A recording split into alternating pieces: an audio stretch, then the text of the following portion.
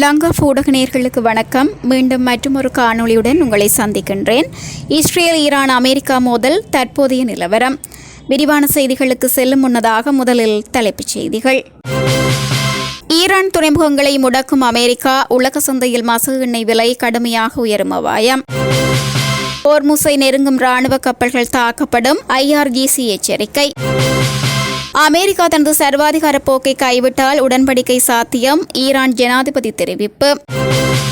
ஹோர்முஸில் ஈரானிய ஆதரவு கப்பல்களை தாக்கப் போகும் அமெரிக்கா, அதிகரிக்கும் பதற்றம். ட்ரம்பின் ஹோர்முஸ் முற்றுகை அறிவிப்பு, ஆஸ்திரேலிய பிரதமர் பதில். ஹோர்முஸ் நீரிணையில் கன்னிவெடிகளை கண்டுபிடிக்க முடியாமல் திணறும் ஈரான். அமெரிக்க முற்றுகையை உடைத்த ஈரானிய கப்பல்கள், ஹோர்முஸ் நீரிணையில் உச்சகட்ட பதற்றம். அமெரிக்கா ஈரானை தவறாக கணக்கெடுக்கிறது, ஹோர்முஸ் விவகாரத்தில் ஈரான் பிடிவாதம். தொடர்வென விரிவான செய்திகள்.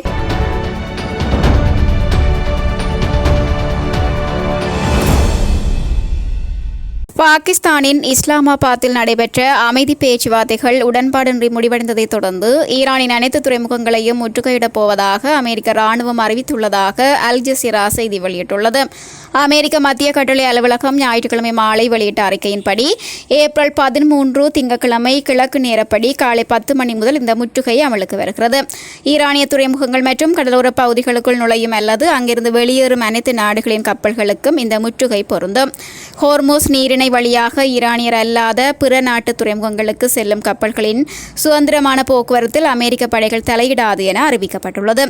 இது முழு நீரிணையையும் முற்றுகையிடுவோம் என்ற ஜனாதிபதி டொனால்ட் ட்ரம்பின் முந்தைய எச்சரிக்கையிலிருந்து சற்று மாறுபட்ட நிலைப்பாடாக கருதப்படுகிறது. இந்த அறிவிப்பை தொடர்ந்து உலக சந்தையில் கச்சா எண்ணெய் விலை பாரிய அளவில் அதிகரித்துள்ளது. ஹோர்முஸ் நீரிணையை அணுக முயற்சிக்கும் எந்தவொரு ராணுவ கப்பல்களும் கடுமையாகவும் உறுதியாகவும் கையாளப்படும் என்று ஈரானிய இஸ்லாமிய புரட்சிகர பாதுகாப்பு படை எச்சரித்துள்ளது. ஈரானின் இஸ்லாமிய புரட்சிகர பாதுகாப்பு படை இன்று வெளியிட்ட விசேட அறிக்கையில் இதனை தெரிவித்துள்ளது.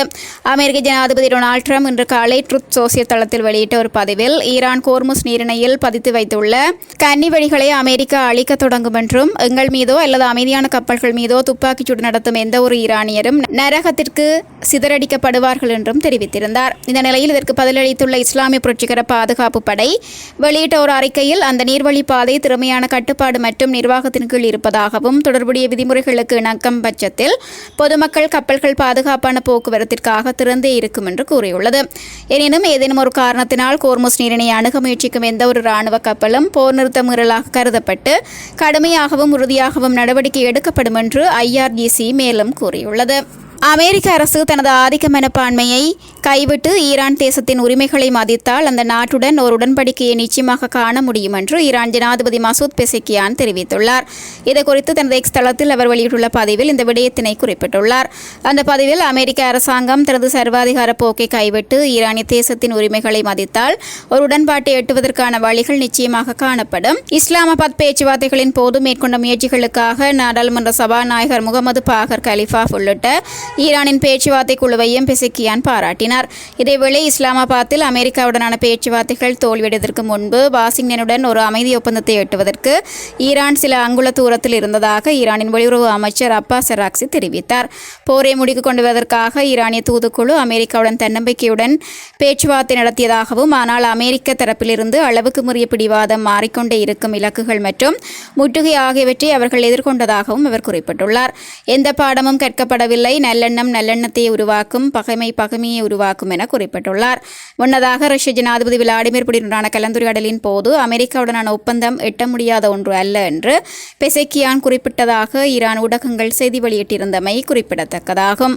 அரேபிய வளைகுடா மற்றும் ஓமான் வளைகுடாவில் உள்ள அனைத்து ஈரானிய துறைமுகங்கள் உட்பட ஈரானிய துறைமுகங்கள் மற்றும் கடலோர பகுதிகளுக்குள் நுழையும் அல்லது வெளியேறும் அனைத்து நாடுகளின் கப்பல்களும் எதிராக இந்த முற்றுகை பாரபட்சமின்றி நடைமுறைப்படுத்தப்படும் என ஜனாதிபதி டொனால்ட் ட்ரம்ப் கோரிக்கை விடுத்துள்ளார்.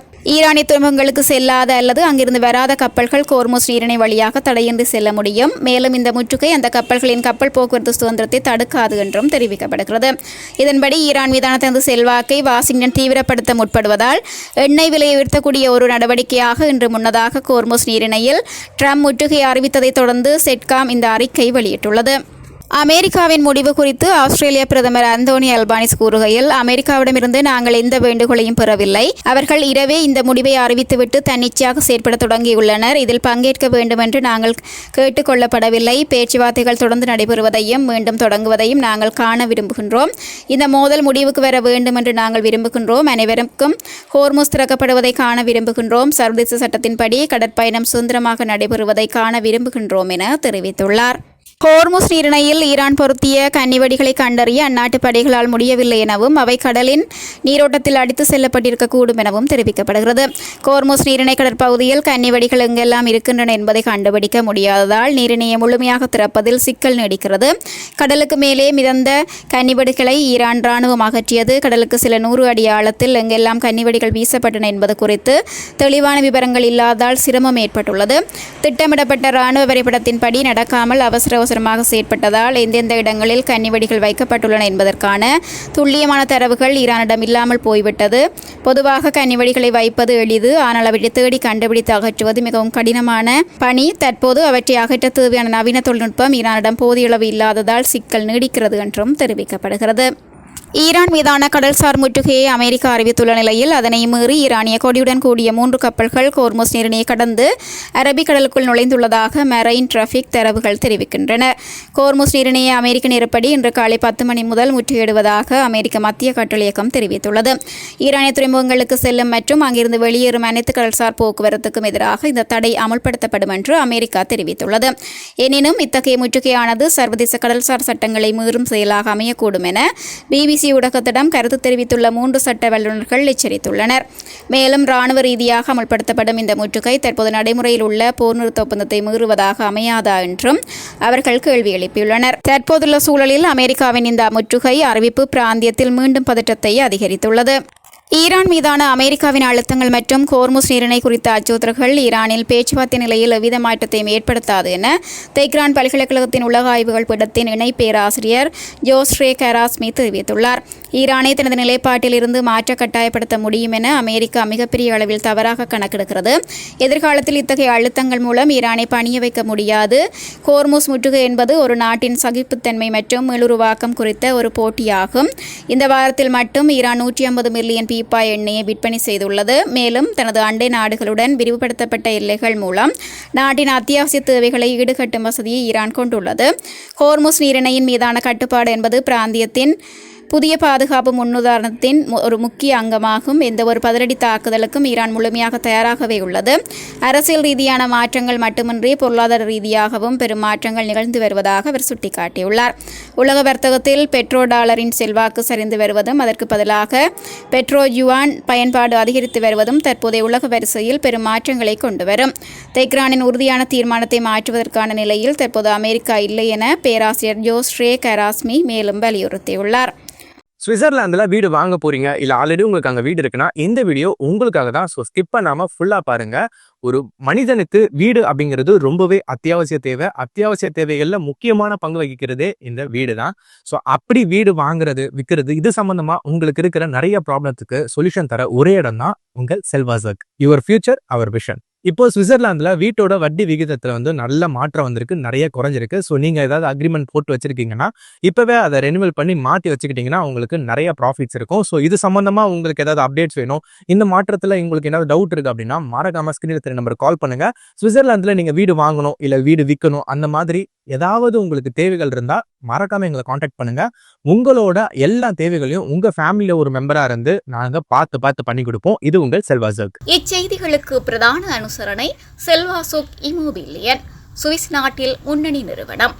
தொடர்புகளுக்கு 07951464228. வீடு வாங்க, வீடு கட்ட, வீடு திருத்த மற்றும் வீட்டுக்கடன். Your future our vision. இது போன்ற மேலும் பல முக்கிய சுவாரஸ்யமான செய்திகளை அறிந்து கொள்ள லங்காஃபோ யூடியூப் சேனலை சப்ஸ்கிரைப் பண்ணுங்கள். எமது செய்திகள் உடனடியாக கிடைக்க பெல் பட்டனை அழுத்துங்கள். அத்தோடு எமது செய்திகளை மற்றவர்களும் பார்வையிட ஷேர் செய்யுங்கள். நன்றி.